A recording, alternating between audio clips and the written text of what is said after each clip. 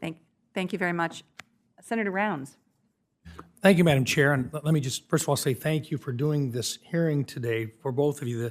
The AI working group, when we started the program, one of the things that we talked about is we wanted every single committee to be able to participate because of the expertise on the committees and the individuals who participated in meetings like this to share their points of view and their recommendations.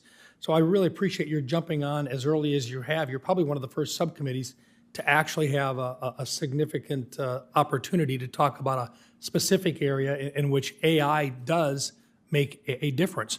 And I also want to say, Ms. Rice, what you've indicated in terms of the personnel issue is something that we have to take into account. And we're never going to have enough experts on this. And so to be able to share those experts is one of the reasons why NIST, I think, is going to be very important, being a location where we can find individuals from industry who can come in and participate and help to bring that expertise to the committees as well as to the organizations responsible for overseeing AI development. I also wanted to, Mr. Schmidt, I think you would agree with me on this, but I want to get your thoughts. I think that a company is responsible and has to abide by the Fair Credit Reporting Act, the Fair Housing Act, the Equal Credit Opportunity Act, regardless of what technology that they are using, AI or otherwise, correct? So, correct. So really, one of the challenges we've got is how do we make sure that within an algorithm or within a decision-making process, because AI really is simply a very, very fast decision-making process that is now available to us, but one in which a computer system and a use of formulas actually learns from itself whether or not it was making correct decisions and modifies it, as Dr. Perry indicated, can modify itself along the way. And so what I'm curious about is I think I don't think we can be afraid of the technology, but I think we've got to be able to leverage the best of it while at the same time being able to provide the regulators the ability to ask the questions and to make modifications or request modifications should there be biases identified. Can you think of any program that we've ever made that doesn't have some biases built into it? No. So really the challenge for us is how do we identify those biases? And in fact, any adult who is responsible for making decisions today, is there a human that doesn't have biases built into their decision making? I've yet to meet one. Yeah. So really the question for us is how do we overcome those human attributes and allow a machine to do a better job of making decisions that eliminates the biases that we're trying to get out of our decision making processes? Fair enough? Yes. Okay. Let me just, I know that we're going to have a lot of discussions about the problems and the challenges that we're going to have anytime we bring in a new type of technology, but I wanted to close with this. And it's going to come right back down to what Ms. Rice had indicated. Suitable AI talent is going to be in high demand.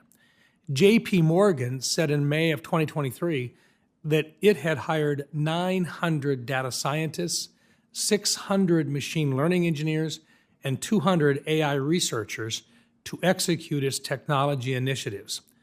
Google has hired thousands of researchers and engineers to work on machine learning and AI. However, I believe that it's critical that AI solutions reach beyond our largest companies. We learned at the end of the last year that between 2022 and 2023, the number of people experiencing homelessness on a given night increased in the United States by 12% to 653,104 people, the highest number of people recorded since the inception of the annual count in 2007. Researchers have used AI to identify individuals most at risk for losing their housing to target with homelessness prevention assistance. Now, I think this is one of the things that we should do a better job on, And if we can eliminate some of the challenges we have just in terms of the number of individuals that we have to impact, AI could actually help us identify those individuals before they become homeless.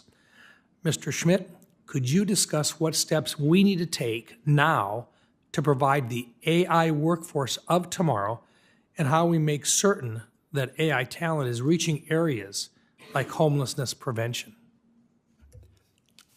To address the latter half of your question, I think that it's very important that we encourage organizations like Ms. Rice's, as well as academia and the type of work that Ms. Perry is doing, because quite frankly, industry is not likely to jump on those sorts of things. And we have to put the incentives in the right places and give the right people the right money and ability to put forward those sorts of programs. So that's what I would say about that. And then in terms of the talent gap, what we really need to do is concentrate on both STEM and liberal arts. What we need are well-rounded people.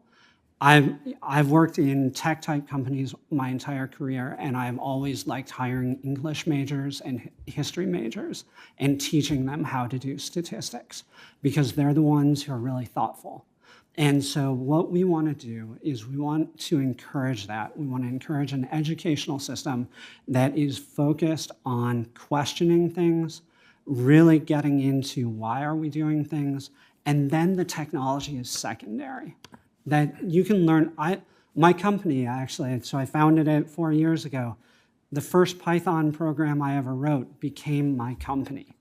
And so I learned that, I guess teach an old dog new tricks.